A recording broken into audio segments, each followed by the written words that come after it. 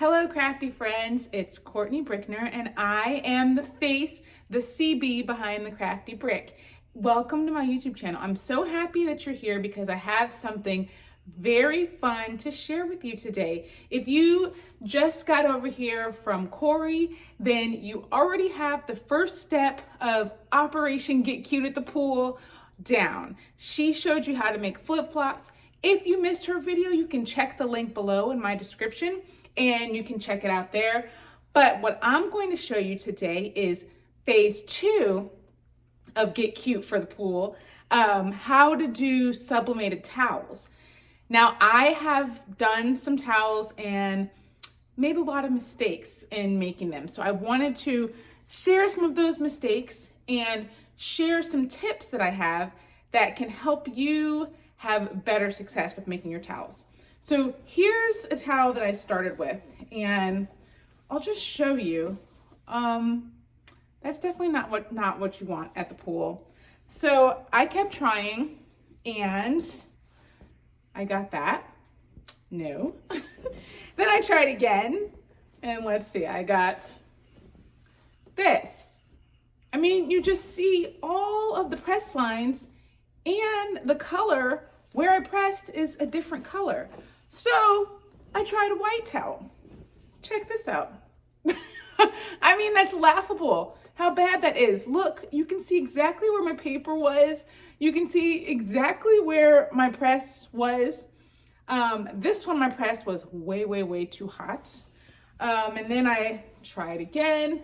I was getting better. This was definitely after some trials and errors, many errors. And then it got even better. So I wanted to give you all of the things that I did and worked through some issues so that I could get a towel that looked really nice. So today I am showing you something really cool because did you know you could sublimate on dark colors?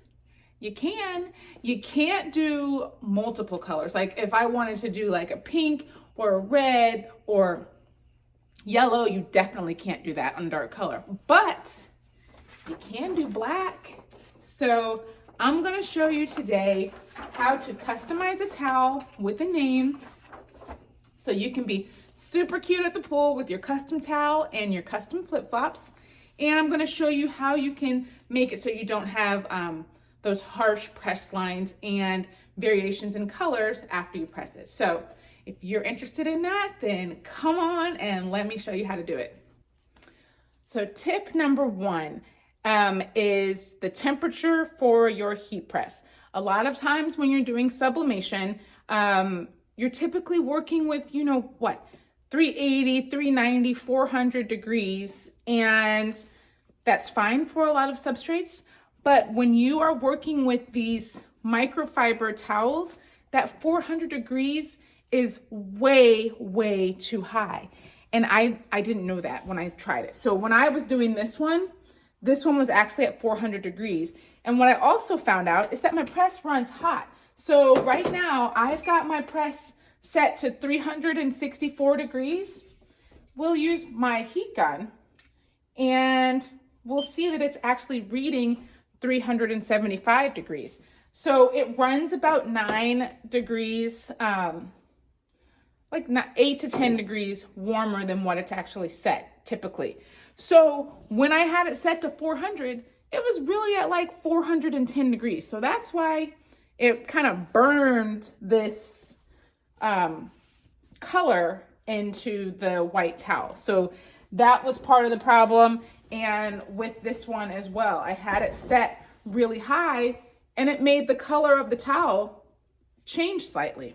So my first recommendation is to dial that temperature down a bit.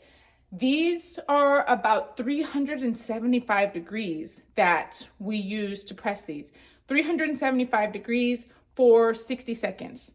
So that's much lower than what you would typically use for a sublimation project, but that is what is necessary for this project.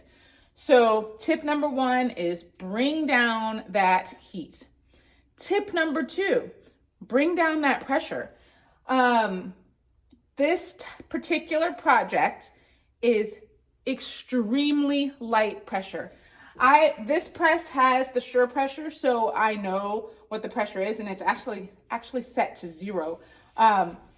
You want it to just be as light as it can be. So basically when you close your press and it locks closed, that's kind of what you want for your pressure. Very, very light. You don't want it pressing down on your towel, because when it has too heavy pressure, then you're going to get all the lines of your press ingrained into your towel. So tip number 2 is bring down the pressure. So we've got bring down the heat, bring down the pressure. Tip number 3, I recommend actually taking off the pad that comes with your press.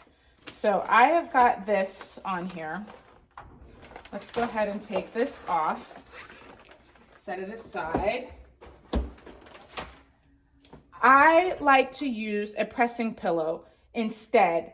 And when I take the mat off that the press comes with and I just put the pressing pillow down, allows me to get even less pressure than what I could if I had the pressing pad and the pressing pillow on top of it. So I take the pad off. Now, I also recommend having the pressing pillow. I actually made this pressing pillow. I got some, let me show you. I got a roll of this high density foam, and I also got some Teflon sheets, and I put them together because I actually have a big press and I couldn't find a pressing pillow that was wide enough to fit the bottom of it. This is a 16 by 24 press. The biggest pressing pillows I've seen are like 15 by 15. So you might want to make your own pressing pillow, because I have found that having the pressing pillow slightly longer than your press also helps decrease the pressure that is being placed on your towel and having those harsh lines. So when you've got the pressing pillow hanging slightly over the press, you'll see the edge. Let's see. The edge of my press is right here. My pressing pillow fits just about a half an inch hanging over it. So when my towel lays on it, it's just a much softer surface that it's falling against, and it allows it to not have the harsh line. So pressing pillow slightly larger than your press is another one of my recommendations. The next recommendation I have, tip 4, is tearing your paper. Now, this is something that you would normally do anyway when you're doing sublimation, but for some reason, these lines, these straight lines, are even harsher when you're working with this microfiber. So definitely tear the lines so you've got that feathered edge, so you don't have the really harsh lines. So I've just got this feathered edges all the way around so that we have a much cleaner line when we take our towel and remove it from the press. Next up, tip 5, a very large piece of blowout paper. I think that it is better to have blowout paper that is larger than your heat press. So here I'm going out, it's like 1.5 inches. You need it to just make sure that it is not inside the lines of your heat press, because I feel like when the lines, the actual heat press is able to come in contact with your towel, then that actually increases the press line. So, normally what you do is you've got your torn paper, and then you place the paper on your blank, and then you put a piece of paper that just covers, just to make sure that no ink gets on your blank or on the top of your platen. But for this particular project, I think it's not sufficient to just cover your paper. I think you need to cover the entire press so that you don't have the harsh lines coming and touching your towel. These towels are a little sensitive, so we just got to be really careful with them if we don't want to have those lines and the variation in the color. So I think that it's best to have a larger piece of paper. Moving on to tip 6. I also like to have, when I put the towel in, I do not bring it all the way back to the back of the heat press so that it's like falling off the back of the heat press. Actually, let me do the other thing. I always bring a chair here so that I can hold, let me show you, chair right here. So I keep it in front of my press so that the towel can rest there and not fall off continuously. Okay, so I've got my chair here so that it'll help me hold the towel. I do not like the towel to go all the way back to the back of the press because then you have the risk of having a line here in the front and the side and the back. So I prefer to have it up a little bit so that the back of the press never even touches the back line of this towel. So then you're only dealing with 3 touch points for your project. So I prefer to have it like that. It's just an inch or so in front of the back platen of the press. All right. Then how about we go ahead and make the towel so you can see all the steps in action. Let's go over the steps. Let's see. We've got our temperature. We've got it set to the 300 and my press is 64, but it's reading at 375. So that is the temp that you would press this project at. We've got the pressure so that it's very low. We've got our pressing pillow. It's hanging off the side. So you already see that there's no, like if I were to remove the pressing pillow and you've got this on, you see it's just a harsh, let me give you a better angle because I want you to be able to see just how harsh that line is right there and on this side. When we've got the pressing pillow, let's move that off, put our pressing pillow on.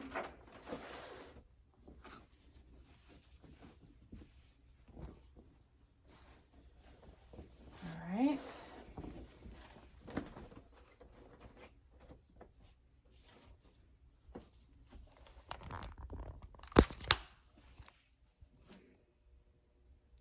There's barely even a drop on the side. It's just not as abrupt as that other straight line was. Much softer.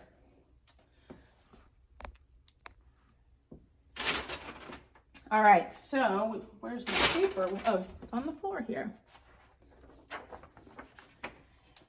We've got our paper, it's torn. I'm gonna go ahead and place that right there. We are not behind the press, so the back platen, the top, is not going to touch this line of our design. Then we've got our big paper that is going to hang over our press. It is not, the press will not come in contact with the towel at all. And one of the other things also that I found out, the dark colored towels bleed onto the press. I was able to clean it off with some alcohol, but I noticed when I pressed it again the next time, there was blue coming off onto the paper. So be careful with the dark colors if you choose to use one of the dark colored towels, because this blue one especially did bleed when it came in contact with the heat. The last thing that we're going to do is our lint roller. And this is a very important step, because when we're finished pressing and we take off the butcher paper and we take off our sublimation paper, we're going to use our lint roller and vigorously rub those lines out, because when it comes out of the press, it will have the lines, but we use the lint roller to move them out, and then we're left with a beautiful design. So we'll leave that right here so it is handy. We're going to push our press in. Luckily, we've got the chair so it doesn't slide off. And we've got our low pressure. So let's go ahead and close this. And you see that the paper is sticking out all along each side of our press. So we are good to go there. The towel is not sticking out of the back because it is actually slightly inside the press. So we're pressing for 60 seconds and then we will see what we get. Okay, we have 4 seconds left on the press. We're gonna go ahead and let it lift up. Remove the paper. And lint roll, if my lint roller would actually work. Oh my goodness, it's falling off the press. Let's pull it out and let it sit up here. These long towels can be challenging to work with because they slide off. You just use your lint roller to rub out those lines. Okay. All right, so let me show you the final result. So here is our towel. You can see, I mean, there is a little bit of a line, but not drastic like this one. I mean, that was a terrible line. So you're not gonna get rid of it completely, but it's very, very decreased. And you can see like there's like kind of lines throughout this material. So it doesn't look bad. There's variations in color throughout the whole thing. So this is our final product. I think that it does work the best on the white towels. I think that the darker colors make variation in color just a little bit when they're pressed, but I still think they look really good and the black shows up. So if you really did want to do a color, I think that the colors work if you're using black, but the white, you could actually do all different kind of colors of fonts and designs. You could put anything you want on the white, and I do feel like the white, look at that, it's so terrible. The white does a little bit better. So let me show you how the white works, and let's run through that one.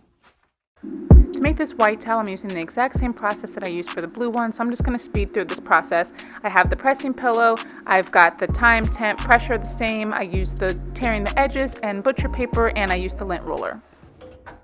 Okay. Here we have our white towel.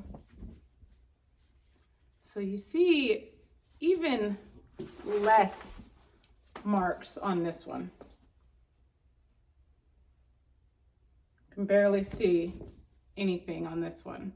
So the one that I did previously, you see those dark press lines. They'd gotten better on this one. Let's see, what was this?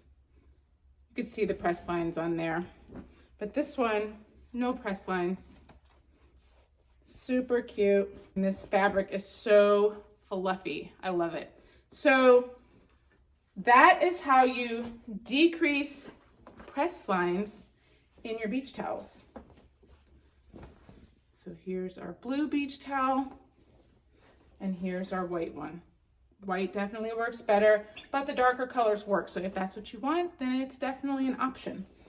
So you are now ready to be cute at the pool with your custom towel and your custom flip-flops. Remember, if you missed the video from Corey on how to make flip-flops, then you can check the description below and you can go back and see that. But you're gonna be the cutest one there with your flip-flops and your cute towel. So you are ready for summer. If you learned something today, please don't forget to like, subscribe, and turn on those notifications so that you don't miss anything crafty, because I'm here every week sharing DIY or crafty content with you and sharing sometimes what just doesn't work out and helping you not make the same mistakes that I make. I will see you again next week, and until then, stay crafty, my friends. Bye.